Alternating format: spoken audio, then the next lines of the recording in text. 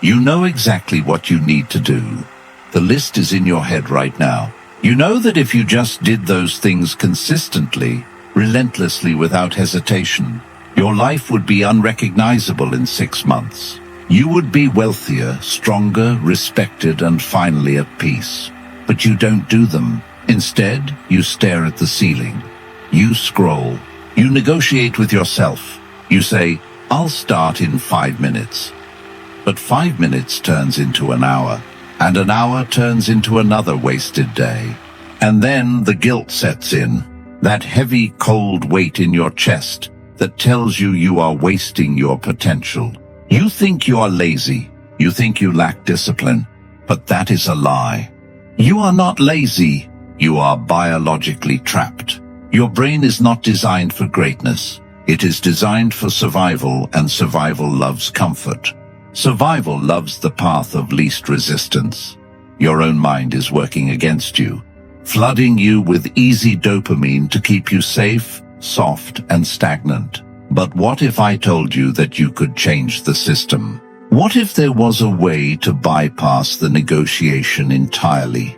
To train your brain into embracing the effort, the discipline, and the work just as much as it currently craves your phone. It's called the override method, and once you learn it, you will never have to rely on motivation again. Most people live their entire lives as slaves to a 3-pound lump of tissue that hasn't evolved in 10,000 years. Understand this. Your brain is not your friend. It is a survival machine. Its primary directive is energy conservation. To your primitive brain, hard work looks like a threat. It looks like unnecessary caloric expenditure. It looks like risk. So when you try to do something difficult, write that book, start that business, hit the gym, your brain triggers a resistance response. It floods your system with cortisol. It creates a feeling of psychological friction. This isn't you being weak. This is your limbic system slamming the brakes. This is why trying harder rarely works. You are fighting millions of years of evolution with a fleeting emotion called willpower. It's a losing battle. The modern world has optimized this against you. We live in an era of engineered comfort. Everything is designed to be frictionless. Food is delivered. Entertainment is instant. Validation is one click away. We are drowning in a sea of unearned dopamine. Your brain has been trained to expect reward without effort. You have become neurologically soft. When you face a task that requires sustained focus and no immediate reward, your brain panics. It screams for the pacifier. It screams for the phone. This is the state of the modern human. Distracted, overstimulated, a consumer of life rather than a creator of it. But there is a flaw in the system, a backdoor. Neuroscience calls it neuroplasticity, but that word is too sterile for what we are about to do. We are talking about psychological transformation. We are talking about rewriting the code of your impulse control. The override method isn't about fighting the resistance. It's about reversing the polarity. It's about teaching your brain that the effort is actually the signal for growth and that comfort is the threat. Because the truth is, comfort is the threat. Comfort is the slow death of potential. If you are watching this, you feel it. You feel the itch of mediocrity crawling on your skin. You know that if you don't change, you will end up full of regret. So how do we flip the switch? How do we make the brain embrace the fire? You have to go dark. You cannot crave hard things if you are stuffed full of cheap pleasure. Imagine a man who eats cake for breakfast, lunch, and dinner. If you offer him a raw apple, he will be disgusted. It's not sweet enough. It's too crunchy. It's hard to eat compared to the cake. Your brain is that man, and the internet is the cake. Before you can use the override method, you must restore your baseline. You have to reset your sensitivity. This is the part nobody wants to hear, but it is the prerequisite for power. You need to embrace boredom. Boredom is not a defect. It is a biological signal that you should be doing something. In the past, boredom drove us to hunt, to build, to explore. Today, the moment a microsecond of boredom hits, you reach for the rectangle in your pocket. You anesthetize the signal. By doing this, you are destroying your ambition. To retrain your brain, you must first starve it. You need to cut the supply of cheap dopamine. I'm not talking about a digital detox for a weekend. I'm talking about a lifestyle shift. Stop listening to audio every time you walk. Stop watching videos while you eat. Stop scrolling before you sleep. Sit with the silence. When you remove the constant noise, the brain begins to panic. It craves stimulation. And if you refuse to give it the cheap stuff, if you refuse the phone, the junk food, and endless distractions, eventually the brain will get desperate. It will become so hungry for stimulation that even hard work becomes appealing. This is the secret of the high performers Robert Greene has studied throughout history. They are not naturally more disciplined than you. They simply remove the alternatives. They structure their lives so that the only path forward is the work. When you are starving, a raw apple tastes like heaven. When you are dopamine deprived, writing an essay feels like a thrill. You have to lower the water level so you can see the rocks. Ask yourself right now, what are you using to numb yourself? What is your pacifier? Is it video games? Is it news? Is it endless commentary on lives you aren't living? Identify it and remove it. This is not about punishment. It is about resource management. Your attention is a limited resource. Every time you spend it on something that gives you nothing back, you are stealing from your future self. Once you have lowered the noise, you will feel something strange. You will feel an agitation, a restless energy. Good. That is the fuel. Now we ignite it. Here is the mechanics of procrastination. You have a thought. I should go to the gym. Immediately a second voice answers, but I'm tired.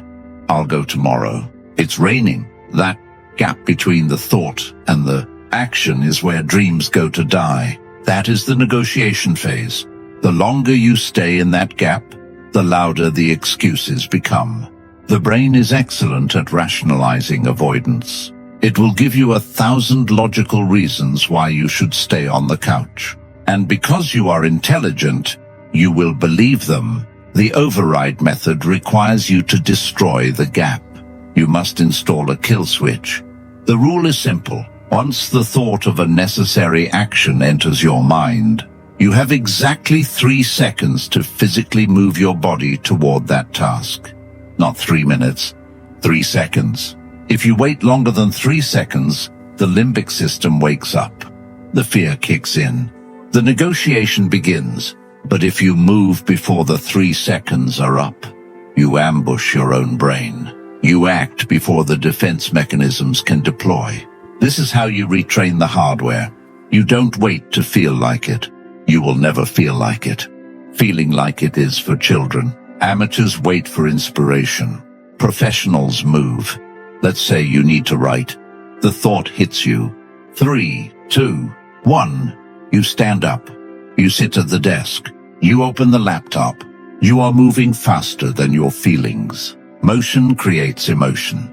We think we need to feel motivated to act. But the science shows the opposite is true. We need to act to feel motivated. Action generates the momentum. When you use the 3-second kill switch, you are telling your brain, we do not negotiate with resistance. And make no mistake, that voice of avoidance is resistance. It is holding your potential hostage. Every time you override the hesitation, you are rewiring your neural pathways. You are strengthening the prefrontal cortex, the CEO of the brain, and weakening the emotional reflexes that keep you trapped. It will be uncomfortable at first. Your brain will protest. It will say, wait, we haven't checked email yet. Ignore it. Move. This is how you build a reputation with yourself. Self-confidence comes from keeping promises to yourself. Every time you count down and move, you are proving that you are in charge. You are proving that you are the driver, not the passenger. Now we go deeper. We move from behavior to philosophy. Why do you avoid hard things? Because they are painful. They are boring. They are stressful. But what if discomfort wasn't a signal to stop?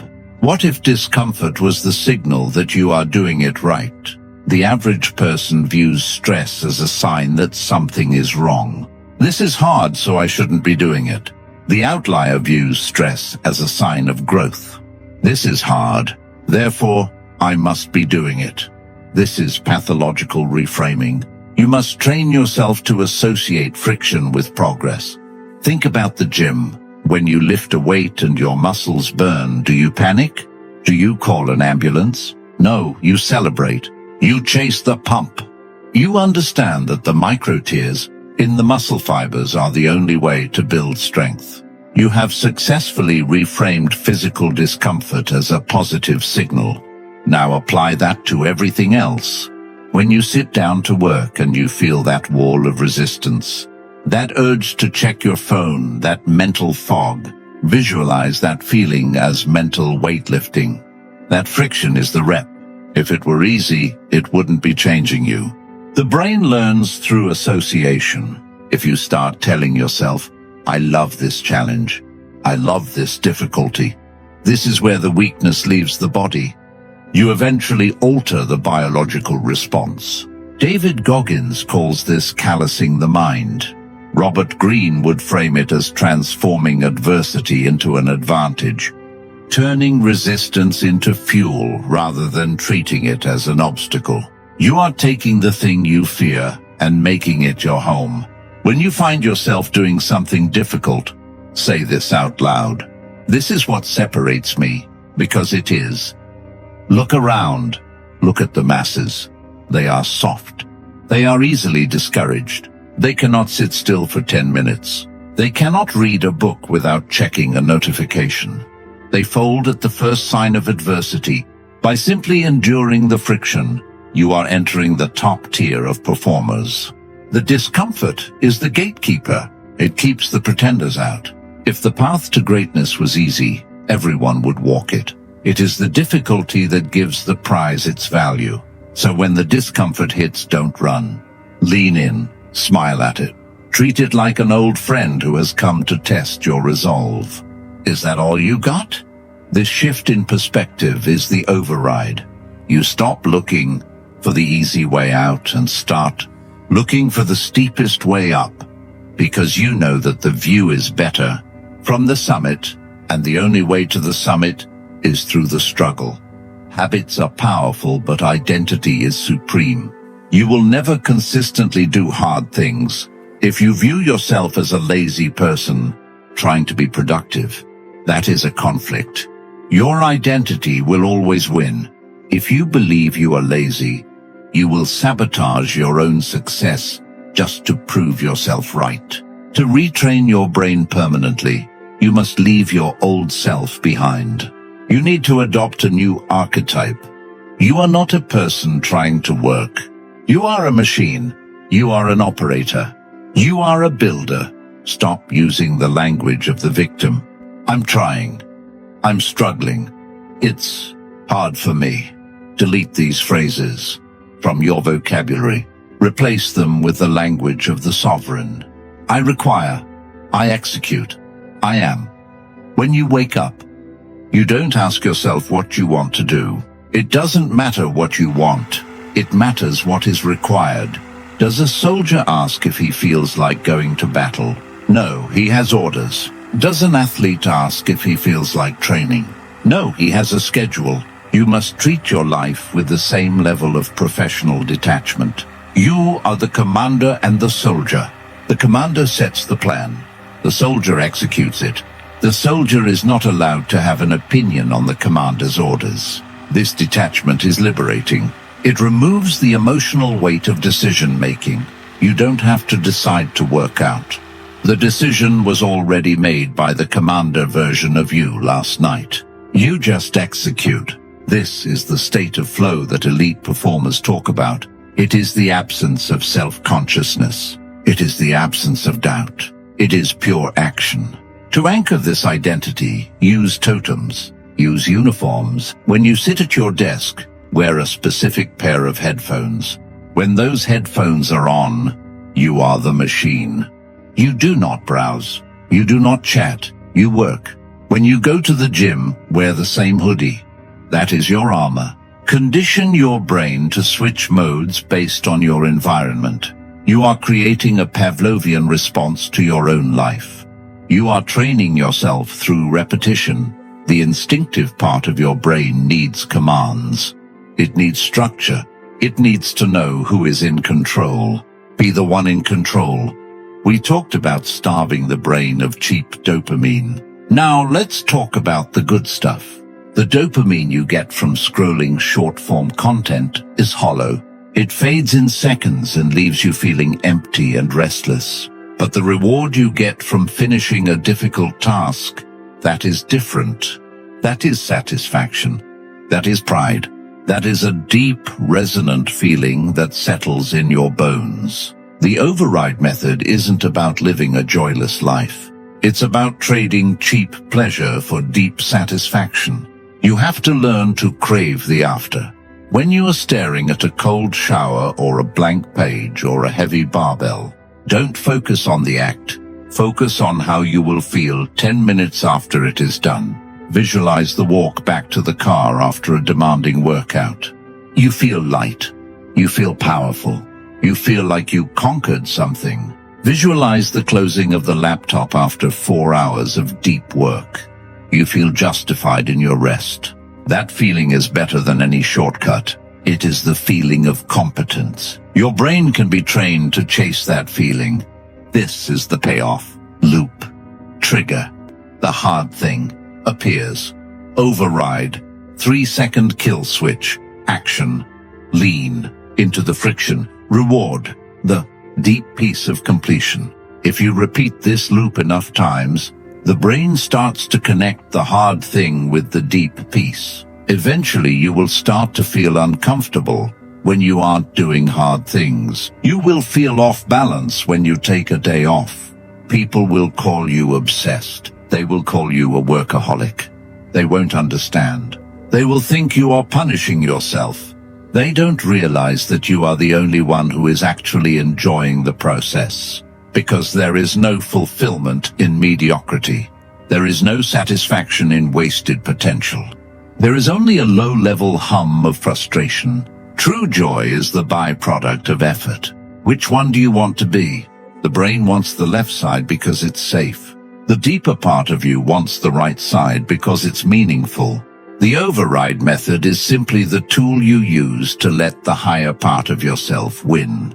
Let's go to the darkest corner of this room. Why does this actually matter? Why not just live a comfortable, easy life? Why not just be average? Because you know deep down that you are capable of more. Jordan Peterson and Carl Jung talk about the necessity of strength. A harmless man is not necessarily a good man. A harmless man is often just weak. A good man is a capable man who has his power under control. Doing hard things makes you capable. It gives you capacity. It gives you agency. When you override your brain, you are proving that you are not a slave to your impulses. If you cannot control what you eat, you are controlled. If you cannot control where your attention goes, you are controlled. If you cannot make yourself do what you say you will do, you are controlled. And controlled people are rarely fulfilled. The ultimate goal of the override method is sovereignty. It is about becoming the king of your own internal kingdom. There is a war going on inside you right now. It is a civil war between your higher self and your lower self. The lower self uses fatigue, distraction, and fear to keep you in line. It wants you to stay in the cave. The higher self wants you to ascend. It wants you to grow. Every time you choose the hard path, you are feeding the higher self. You are giving it tools. You are giving it territory. And if you do this enough days in a row, the lower self begins to weaken. It shrinks. It loses its voice. It never truly disappears. The shadow is always there, but it is no longer the master. It becomes the servant. Imagine the version of you that exists 5 years from now. If you apply this method every single day, imagine the skills that person has. The physique, the bank account, the calmness, the authority. That person is waiting for you to stop negotiating. That person is urging you to count down. 3, 2, 1. You now have the code. You understand the biological resistance. You know that comfort is a cage. You have the 3-second kill switch. You know how to reframe discomfort as power. But knowledge is not power. Knowledge is potential.